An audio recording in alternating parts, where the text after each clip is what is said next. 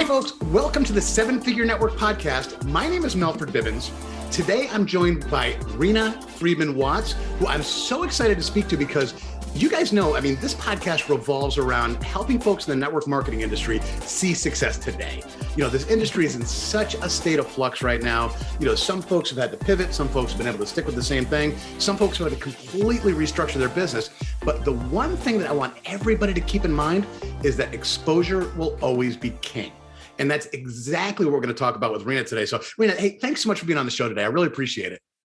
Yeah, thank you so much for having me. I'm excited to hopefully help your audience. Oh, you're going to help. I know that because I've seen your other interviews. So we're going to carry on that beautiful tradition. So, hey, tell me first and foremost, what got you into the exposure industry, if you will? Oh, wow. Yeah, I started in the exposure industry straight out of college. I worked in the entertainment industry. My first job out of college was working for the Jerry Springer show. So talk about exposure. Yeah, we were giving people their 5 minutes of fame and I learned how to do that. Wild. Oh, that's so cool. So now, did you want to start in that? And did you just sort of stumble into that? Because my God, like you said, it's like by you learning how to give people their 5 minutes of fame at that level, you must have been learning stuff every second you're on that show. Oh, 100%. Actually, I worked for an NPR station in college where I started reading the news and the weather.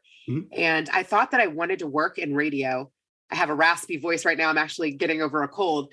But I drove up to Chicago. I went to school at Purdue and I interviewed at WGN. They actually didn't have an opening at the time that I was graduating and it didn't end up coming together. But while I was up on that trip, I saw that Jerry Springer was looking for interns. There was a flyer posted in the same courtyard.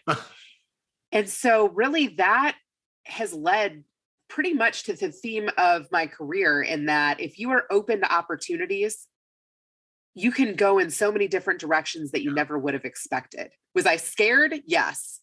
Was I willing to try it? Yes. And I think that is what I have learned brings success is that, if you have a passion for adventure and you have a passion for openness and if you have a passion for serving people, you can work.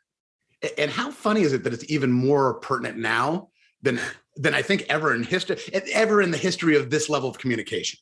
I know when TV first came out, there were amazing opportunities. When radio first came out, there were amazing opportunities. But the internet's been around for a little while. Social media's been around for a little while. And then everything just got knocked over to the side. Like the entire industry just sort of got tumbled over sideways. And now where people are talking about, the gig economy, the great resignation, all these other things, it just plays perfectly into what we were just talking about. Oh, 100%. I have done so many different things just from people bringing me the ideas in my DMs. I had one lady say to me, hey, I'm a best-selling author at 40,000 connections on LinkedIn.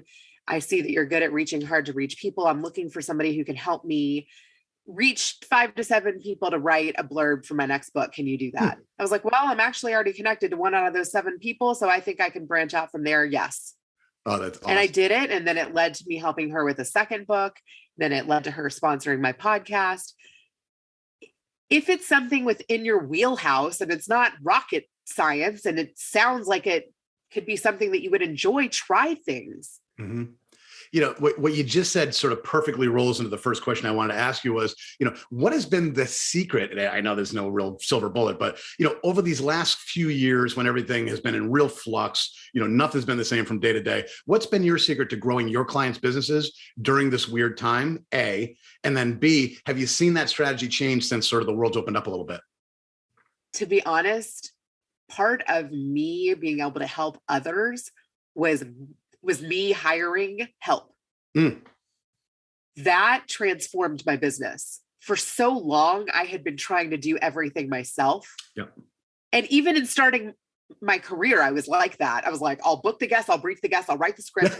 I don't need you. Knock on my door if you've got a story. Otherwise, I'll do it all myself. Yeah. So my early entrepreneur client experience was probably similar. I'm like, the opportunity came my way. I could do it myself. But, if you're able to focus on your strengths and you can hire out the things that you don't like to do, then you can take more clients. You can do a better job at the things that you want to do, and you will exponentially be able to help more people. Oh, that's great. And it plays perfectly into the network marketing model because we're building teams. So there you go. So these folks don't even necessarily have to hire, somebody to help out. They might have somebody on their team that's perfectly applicable for that. And then they can sort of exchange services back and forth, right? Exactly. Like, I hired an editor because my strength lies in booking a really good story, in outlining a story, in marketing. But do I want to spend the time making sure all the ums and ahs are out of the segment, making sure that the audio levels are matched? Yeah. I can do that on the final cut. I can have somebody else do the initial pass, right? And that is going to save me a lot of time. I'm going to listen to the final cut anyway, right? But I'm better off going back through and saying, hey, here's the 5 time codes that need tweaks. Yep. Versus me having to do it all. Oh, I love that. And no, it is a blessing having an editor. And thank you, Andy. my editor's listening to this right now. Thank you, Andy. I so appreciate the work you do for us. So yes, I love you saying that. So now let's talk about today. Have you seen? So you've got your editor in place. You've worked out your staff issues. Now that we're seeing the world is kind of opening up a little bit more, a little less going on social media, a little less sharing, a few less lives here and there. What do you see as the transition that's working today as far as the exposure model goes? Great question. I just spoke with someone today who wants to start a podcast, right? And again, in talking to new people who want to do that, obviously for exposure, but also to provide value, I think everybody needs a personal brand.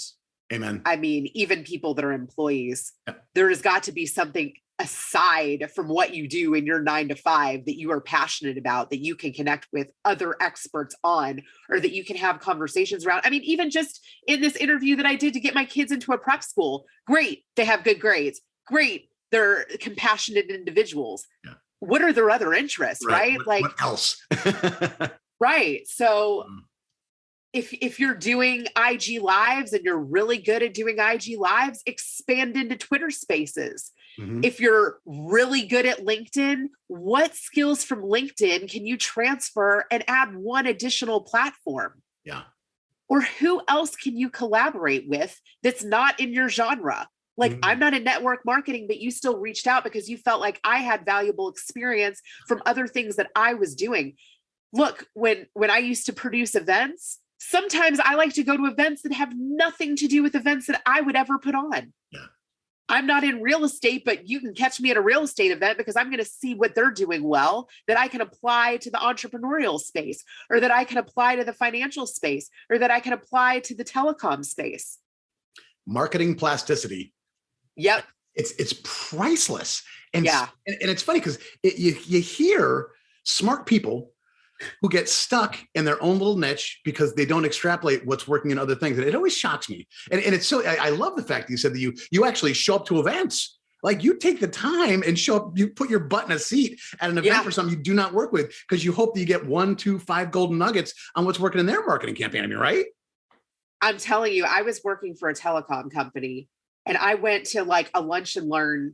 I don't even know if I was interested in the subject matter. Like, Groupon used to put on these lunch and learns. They started off internal and then they opened them up to the public. And, they talked about technical subject matters and non-technical subject matters. And I'm like, I can listen to somebody for a half hour and take something from it. Yeah, right. So I went to one of these events and they made really cool rack cards instead of brochures or pamphlets. Yeah. And I was like, oh, who designed those? Those are cool. Yeah. And then I ended up using those same exact rack cards for a trade show that we went to, but applied it to the product that we were working on. And they were something that you could just pick up easily. They were shiny. They were more compact. Awesome. Yeah. Every single thing that you do differently can help you in a new way. Yeah, that's great. And one thing I'd like to add is that you don't have to extrapolate from, being a rocket scientist to being a plumber. Yes, I love to think that everybody's going to think big and have that neuroplasticity, but it only has to be 1 degree. Like, again, in network marketing, we teach how to get folks into B2B situations, how to work with doctors, how to work with, health professionals. Go to a chiropractic summit. Like, that's what we do. How do you Yeah. learn how to work so well with chiropractors? We show up at chiropractic events. We find out, what are they suffering with? What's stopping them? Where are their revenue questions coming in? How are they marketing? How do they like to be marketed to? Yeah. That's the key to this, is figure out how a certain niche loves to be marketed to. Then you can turn that into all your other stuff. So thanks so much for mentioning that. That's really, really important. Please go ahead. Yeah. Alongside that, when I was working for a financial company, one thing that we discovered was partnering with CPAs, because who are the CPAs clients, right? Some CPAs might. Every business owner is a CPA client. Not only that, but some of them could specialize in dental. Some of them could specialize in doctors. Some of them could specialize in an area which you would like to cater to. Yeah. So you get one or two CPAs that you have good relationships with, and that can be all your business right there. Awesome. That was a platinum nugget right there. That was a shiny platinum nugget. Go after CPAs that are serving your niche. Amazing. Exactly. That worked really well for me for a while. Great. Hey, can we talk nuts and bolts for a second here about platforms? Because it's, the flux and everything else. And I always like to joke, like, now that TikTok is like the hot thing, I'm a 51-year-old, 265-pound guy. I'm not going to be dancing. I'm not going to be singing. I'm not going to be lip syncing. I'm not going to be doing any of the stuff that's prototypically successful on TikTok. So to me, I'm like, oh my God, should I avoid it? But let me hear, what do you think? Because again, I only think TikTok because it's the quote unquote hottest platform on the planet right now, which might not be applicable to some markets, but it's hot, which means that there are people from every market on there, or else it wouldn't be that hot. It's just, let's all be adults here. If there weren't billions of people on there, it wouldn't be as powerful as it is. So what are you seeing right now as the hot platforms? And if you can kind of keep the idea of, direct sales, network marketing, really getting exposure to a mass market for a product to solve issues, what would you say are the hot platforms right now? What would you recommend? To be honest, it is where you feel the most comfortable, right? Yeah.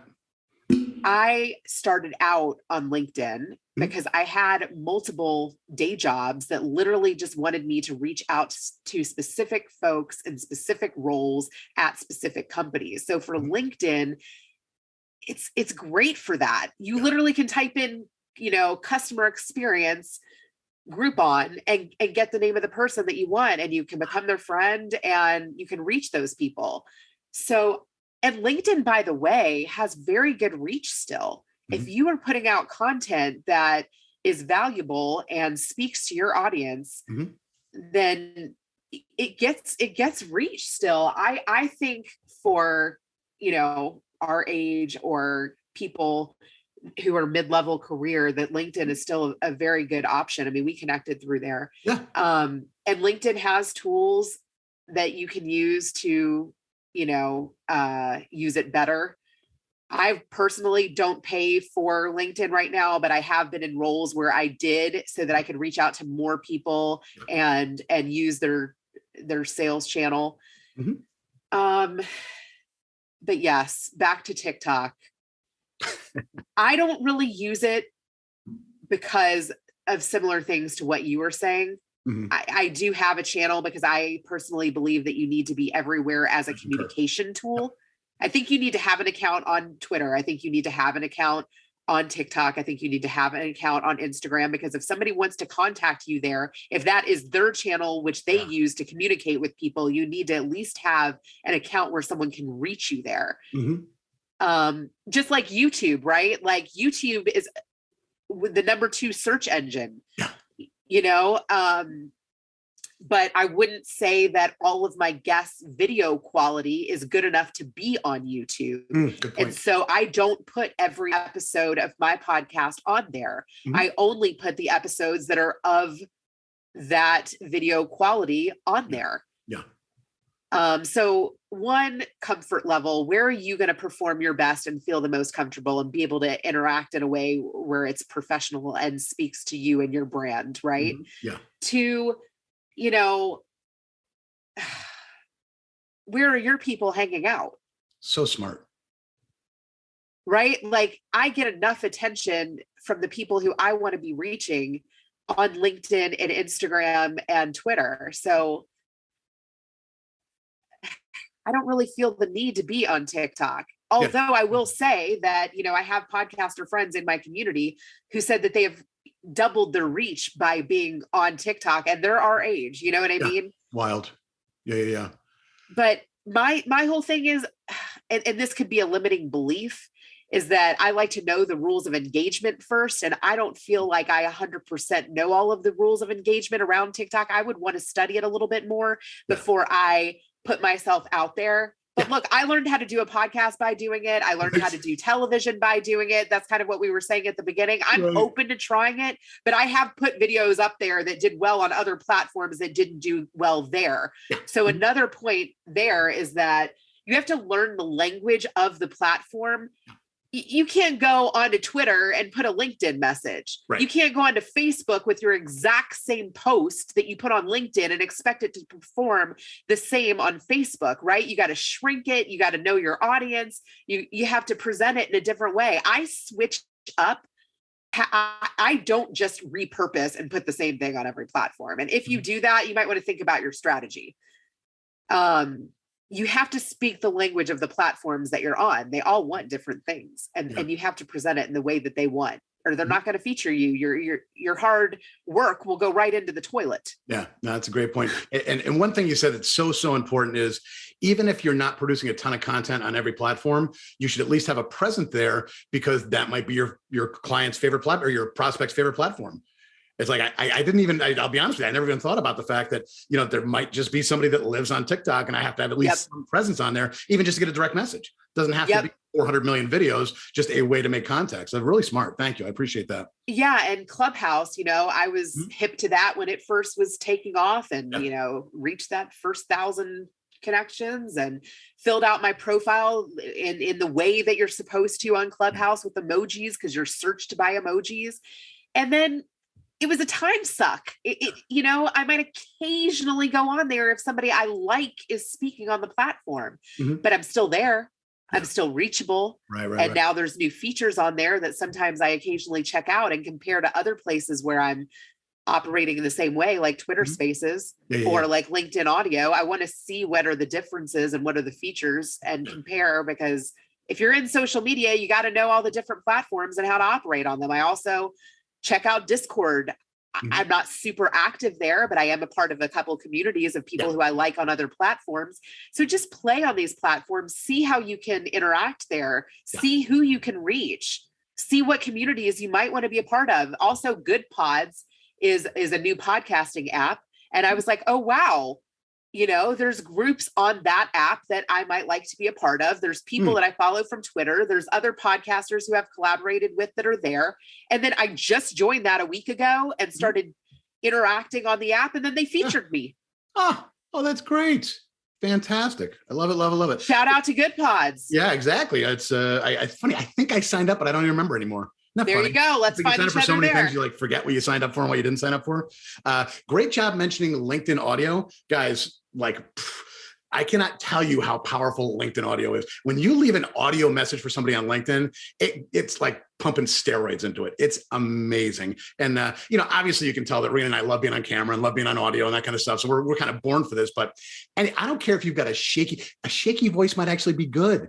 It's totally cool for you to be yourself on an audio. So please, and it's funny, I don't mean to derail the podcast, but you said that and it totally sparked my mind.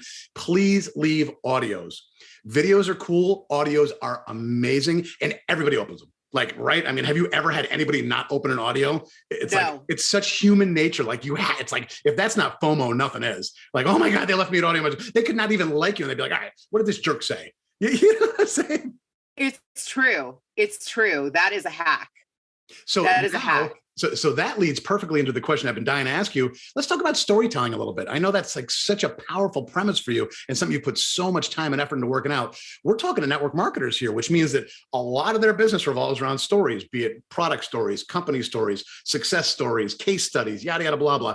This is a story business. So would you mind giving, 1, 2, 3, however many tips you want to give about the best way that you think my audience would serve with getting their storytelling more in line?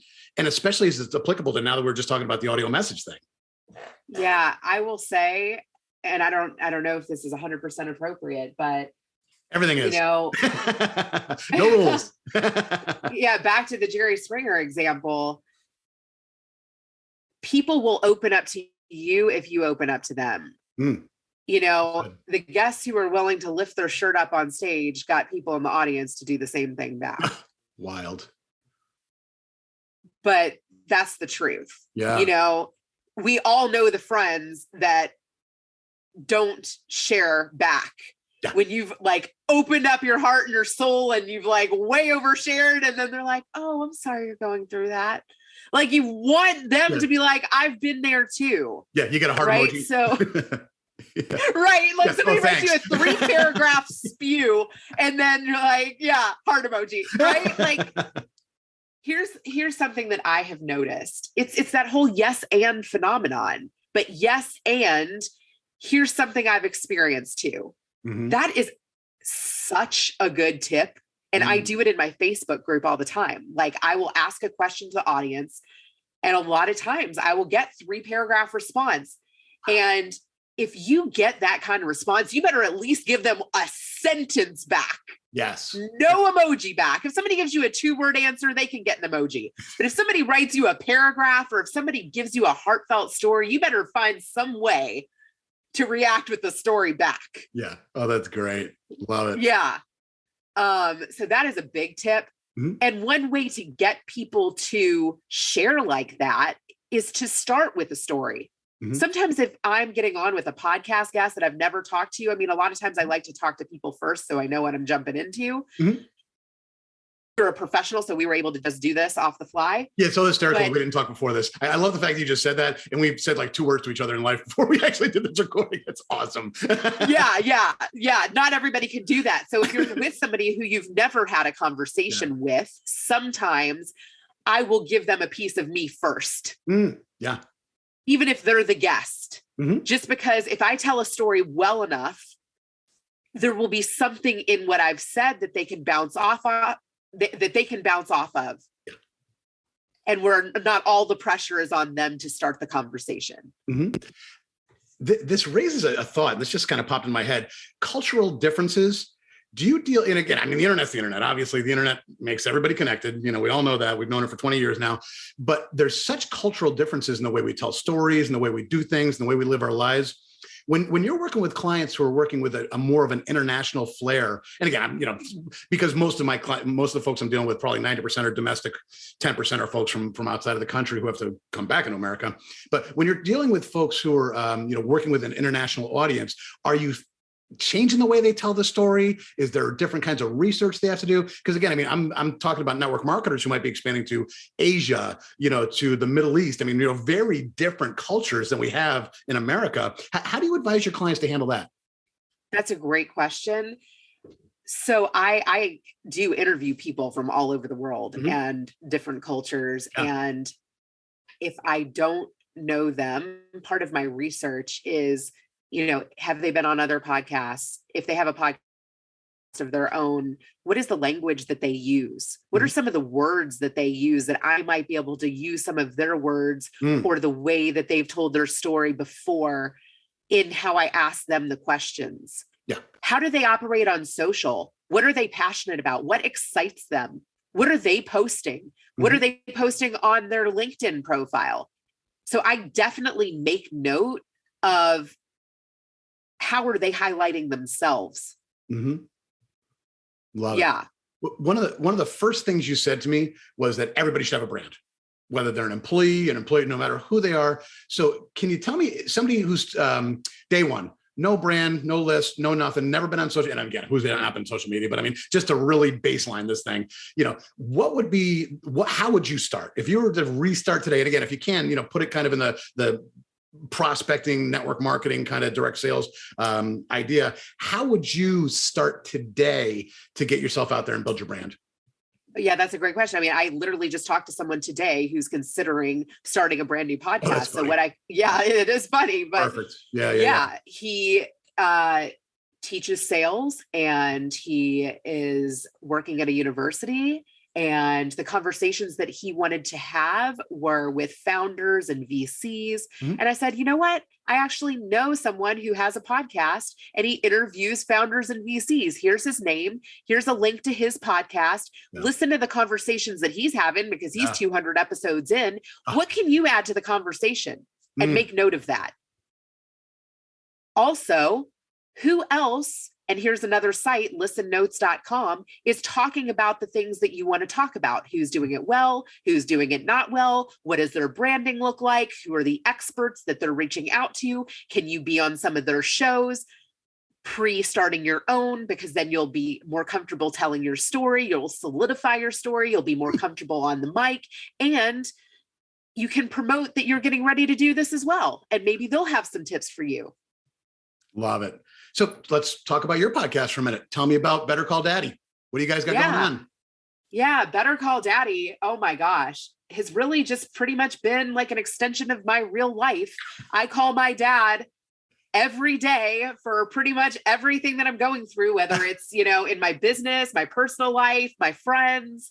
My dad's my best friend, my number one confidant, and I knew that he wouldn't back out if I made him my co-host. So I interview guests. I find the stories. That's the part I love. I share the stories and the topics with my dad, and then he weighs in with his wisdom and wit at the end of every episode. Oh, that's awesome. So you get to have fun and educate folks. Exactly. I get special time with Daddy, which my sisters are probably jealous of. And I get to let my guests even ask my dad a question. My dad was an entrepreneur. His parents were entrepreneurs. He ran a company for 40 plus years. Wow. He knows how to invoice. He knows how to take on multiple clients. He knows how to go through lawsuits. He's also been an investor in the stock market, my whole life. He's got a lot of wisdom from that other generation that I want to include. And I give people the opportunity to ask my dad a question at the end of every episode, and then he responds to it when I air the final segment. Oh, that's fun. That's really cool. And you made such a great point because, people think that this modern time business is different. They think because everything's the internet and yada, yada, blah, blah. Business is not different. You are still helping people make a transformation, whether you're selling things, whether it's a service, a product, that no matter what it is, your entire job is to help somebody go from point A where they're in pain to point B where they're big and smiley and happy. And that has not changed. We didn't invent that. Internet marketers did not invent how to take somebody from A to B as fast as humanly possible. That's been happening for thousands of years, for as long as business has been in place. This is how you learn this stuff. It's from a guy who did 40 years in the trenches. I mean, for the love of God, if somebody spent 40 years in the trenches, I want to hear everything they got to say, good, bad, and different. How many mistakes did you make? How many home runs did you hit? What caused you to make the mistakes? What caused the home runs to go? Like that's the point of the whole thing, right? And what's so amazing is that even though he has sold off his company, people that worked for my dad for 20 years have set up their own mini versions, and he is still consulting with them and bringing them business and mentoring them. And that's awesome. Constantly reinventing himself. Yeah. Sweet. You know what? I will tell you, the one thing where my dad could still grow is that he still handwrites his invoices and he still makes deals on handshakes. That's the old school part. And that's where he can be updated. He might need better contracts, and he might need a digital way of invoicing so that when he's on vacation, he's not like, I got to get back so I can walk my check to the bank, but aside from that, Daddy's got a lot of wisdom. Yeah, Dad, get DocuSign. Yeah, exactly. So much easier. Exactly. Just do that one thing. Just get DocuSign. It will be so much easier for you. Hey, Reena, do me a favor. And, some folks are going to be in their car. Some folks are going to be on their phone. They're not going to be able to read the show notes. What's the best way to contact you personally? BetterCallDaddy.com or Reena Friedman-Watts on LinkedIn or on Instagram. Beautiful. Perfect. And last one, and my favorite question of all, what is your 6-month goal? Ooh, a 6-month goal. Well, I am moving to Houston in 2 weeks. And I really, for this next couple of months, I would like to just keep my current clients happy, get my kids stable and comfortable and acclimated to a new place. And then maybe find 1 or 2 new people in Houston that I can create content with and add value to. There you go. So build your new community in your new place. Yep. Love it. Love it. Love it. Love it. So Reena Friedman-Watts, thank you so much for being on today. This has been great. I mean, you just gave gold nugget after gold nugget. And that's exactly why I was looking forward to meeting you and having you on here, because I knew that the folks are really at this sort of, point of flux right now, not knowing how to get out there as well. Branding feels a little weird to everybody right now. So thanks so much for giving us all this information about how to brand better and get that exposure out there. And you know what I will say? if there's somebody who has never made a piece of content and has never put themselves out there, I love those folks. So if you want to do a collaboration, I'm always up to it. Reach out, whether it's a 5-minute segment or a 10-minute segment or an Instagram live. I'm always willing to collaborate with people. Love it. Thanks, Reena. I appreciate you saying that. Have a great day. Thank you so much for having me. No, it was a pleasure. So you have a good day and good luck on the move. I wish you luck. Thank you so much. To be continued. Yes, exactly. We'll get you later. Thanks. Bye. Bye.